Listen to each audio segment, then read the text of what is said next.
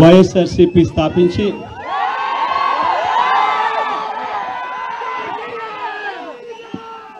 పదహైదు సంవత్సరాలు దాదాపుగా ఈ రోజుతో మొదలవుతా ఉంది. ఈ 15 సంవత్సరాల ఈ వైఎస్ఆర్సీపీ ప్రయాణంలో మొట్టమొదటి రోజు నుంచి ఈ పార్టీ పుట్టింది కష్టాల్లో నుంచే పుట్టింది. ప్రజల కష్టాలను వైఎస్ఆర్సీపీ పార్టీ తమ కష్టాలుగా భావించి ప్రజల తరపున వాయిస్ ఆఫ్ ది వాయిస్లెస్ కింద ప్రతి అడుగులోనూ పోరాటం చేస్తూనే వస్తూ ఉంది వైఎస్ఆర్సీపీ. ఈరోజు ప్రతిపక్షంలో మనం కూర్చోవడం కొత్త కాదు. ఈ 15 ఏళ్ల మన ప్రయాణంలో 10 సంవత్సరాలు మనం ప్రతిపక్షంలోనే ఉన్నాం. దీటైన సమాధానం అధికారంలో ఉన్న వాళ్ళకు ఎప్పుడు ఇస్తూనే వచ్చాం. కళ్ళు మూసుకొని కళ్ళు తెరిచేసరికి సంవత్సరం అయిపోయింది. ఇప్పటికే మరో 3 సంవత్సరాలు 4 సంవత్సరాలలో మళ్ళీ ఈసారి వచ్చేది మళ్ళీ వైఎస్ఆర్సీపీ పార్టీనే.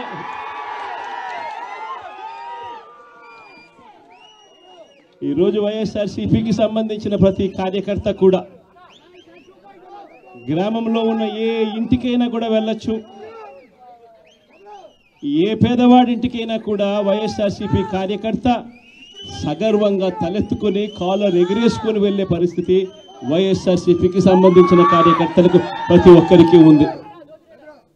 ఏ ఇంట్లోకి వెళ్ళినా కూడా వైఎస్ఆర్సీపీ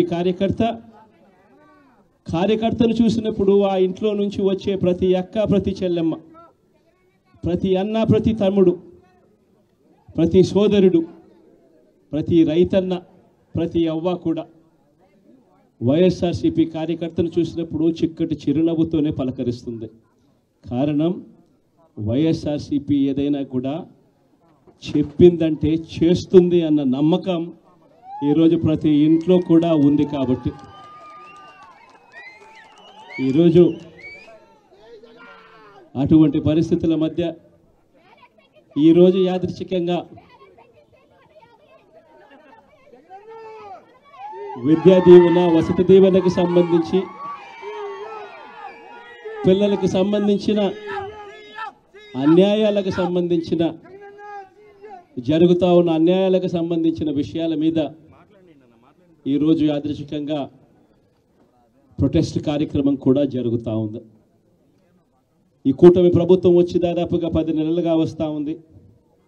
ఈ 10 నెలల కాలంలో ఎన్నికల వేళ వాళ్ళు చెప్పిన సూపర్ 6లు, సూపర్ 7లు అన్నీ గాలికి ఎగిరిపోయాయి.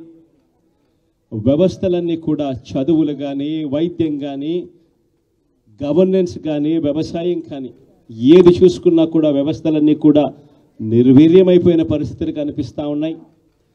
ఈరోజు పిల్లలకు సంబంధించిన ఫీజులకు సంబంధించిన బకాయిలు కూడా సంవత్సర కాలంలో ఫీజు రీయింబర్స్మెంట్కు కావాల్సింది ఒక్కొక్క క్వార్టర్కు 700 కోట్ల రూపాయలు చొప్పున సంవత్సరానికి 2800 కోట్ల రూపాయలు విద్యా దీవెన కింద 4 క్వార్టర్లకు సంబంధించిన కేటాయింపులు చేయాలి. అంటే 2800 కోట్లు. వసతి దీవెన కింద ప్రతి ఏడాది ఏప్రిల్ మాసం వచ్చేసరికి 1100 కోట్ల రూపాయలు కేటాయింపులు చేయాలి. అంటే గత ఏడాది ఈ 1100 కోట్లు, 2800 కోట్లు, ఈ రెండింటికి సంబంధించి 3900 కోట్ల రూపాయలకు కేటాయింపులు చేసి ఖర్చు చేసి పిల్లల చదువులను ప్రోత్సహించాల్సిన పరిస్థితిలో ఈ ప్రభుత్వం చేసింది ఏమిటి అనంటే కేవలం 700 కోట్ల రూపాయలు మాత్రమే ఇచ్చి చేతులు దులుపుకున్న పరిస్థితులు. అంటే 3200 కోట్ల రూపాయలకు సంబంధించిన బకాయిలు పెండింగ్లో పెట్టారు. అదే మాదిరిగా మళ్ళీ ఈ సంవత్సరం 2024-25, 2025-26కు సంబంధించిన ఈ సంవత్సరానికి సంబంధించి ముందుకు పోవడానికి ఈ సంవత్సరానికి సంబంధించిన విద్యా దీవెన కింద 4 కోట్లు, ఈ విద్యా దీవెనకు సంబంధించి ఈ 2800 కోట్లు మళ్ళీ కావాలి. 1100 కోట్లు వసతి దీవెన కింద కావాలి. ఇవన్నీ కూడా కలిపితే మరో 3900 కోట్లు. సో ఆ 3,200 కోట్లు, ఈ 3,900 కోట్లు, దాదాపుగా 7,100 కోట్ల రూపాయలకు సంబంధించిన పిల్లలకు సంబంధించిన చదువులకు సంబంధించిన కేటాయింపులు చేసి చదువులను ఆదుకోవాల్సింది పోయి, పిల్లలను ఆదుకోవాల్సింది పోయి కేవలం 2,600 కోట్లు మాత్రమే కేటాయింపులు చేశామన్నట్టుగా చేసి పిల్లల చదువులతో ఆడుకుంటా ఉన్న ఈ ప్రభుత్వానికి బుద్ధి చెప్పే కార్యక్రమం పిల్లలతో పాటు, పిల్లల తల్లిదండ్రులతో పాటు కలిసి చేసే కార్యక్రమం కూడా యాదృచ్ఛికంగా ఈరోజు ప్రొటెస్ట్ కార్యక్రమం కూడా ఈ రోజే కూడా జరుగుతూ ఉందని కూడా చెప్పడానికి కూడా సంతోషపడతా ఉన్నా.